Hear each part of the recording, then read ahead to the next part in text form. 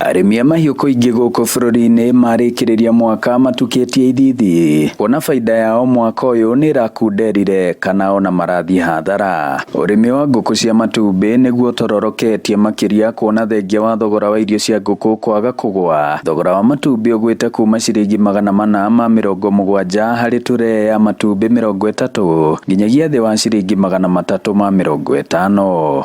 Ũhinyĩrĩirie ng'ombe mũno, ndeka mathabu yagĩrĩirwo nĩ gũkũrĩa kuma 3,000 rĩngĩ na 400.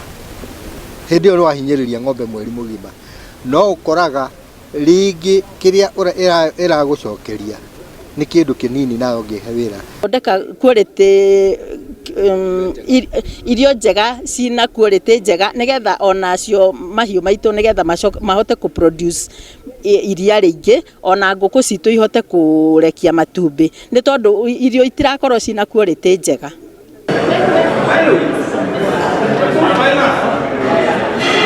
Na itemi-inĩ rĩa gwetha kĩhonia athĩi ya irio cia mahiũ, athuthuria kuma mayunivasĩtĩ-inĩ, mabengi o hamwe na honge cia thirikari iria ikonainie na mahiũ magĩte na gĩikaro na honge ta Lattice Africa kuma bũrũri-inĩ wa Netherlands, kuona nĩ ũmwe wa mabũrũri marĩa matongoretie harĩ gũthondeka irio cia gĩkĩro kĩa igũrũ cia mahiũ na thogora wa thĩ, thengia wa gũkorwo wĩ bũrũri mũnini. The four key topics that we addressed today was one, how do you go and reduce feed costs by 10 to 30%? So we set ourselves bold goals, also to really address the discussion.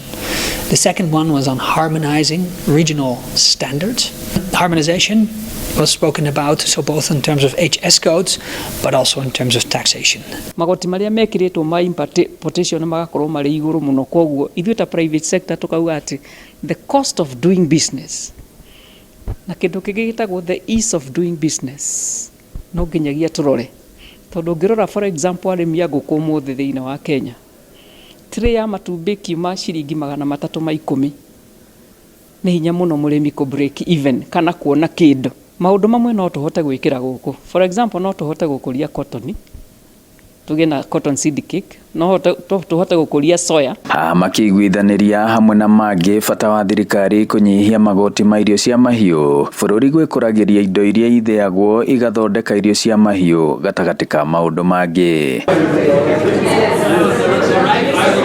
Na hau hakũgũithia magoti ma indo iria ithondekaga irio cia mahiũ, minista wa ũrĩmi na mahiũ bũrũri-inĩ Ndagĩtarĩ Andrew Karanja nĩ aretĩkanĩria naho rĩrĩa aracerete mwena wa Karĩma Mwaro Kandara kaunti-inĩ ĩno ya Murang'a. Irio cia mahiũ nĩ ndĩramenya nĩ iragĩa goro, na kĩrĩa kĩratũma igĩe goro nĩ mbembe, kĩndũ kĩa mbere tondũ nĩ gĩkoragwo na bata mũno. Kũronire mbembe nĩ iragĩa goro, irio ingĩ ciĩkagĩrwo ta protein concentrate nĩ iragĩa goro, na nĩtũrarĩrĩria na andũ arĩa mathondekaga irio cia mahiũ, tũreka nĩ tũkũmahe duty maipoti nyamũ imwe nĩgetha nyamũ icio cithiĩ na thĩ, na nĩtũrenda ona arĩmi nao mathomithio ũrĩa marĩ formulataga irio icio kwao mĩciĩ, to mwaka ũgũre irio kwa nduka-inĩ. Ngĩribotera Inooro TV kuma mũhuro wa kaunti ya Murang'a, njĩtagwo Joseph Wachira.